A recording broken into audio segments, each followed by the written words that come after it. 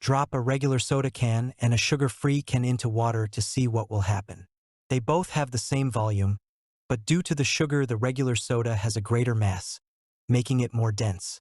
Because the regular can is more dense than water, it sinks. The sugar-free soda can is less dense than water, and so it floats. Look just how much sugar the regular can has compared to the sugar-free can.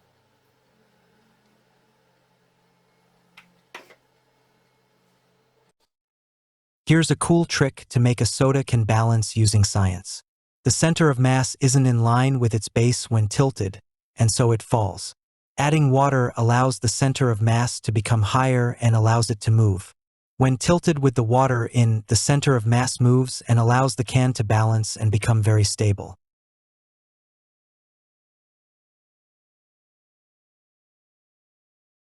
Know how to crush a can at home? First, pour a small amount of water into a can. Next, heat on the hob until you see steam.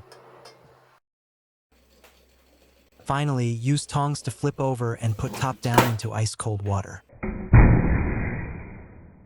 By quickly condensing the steam in the can, the number of gas particles decreases.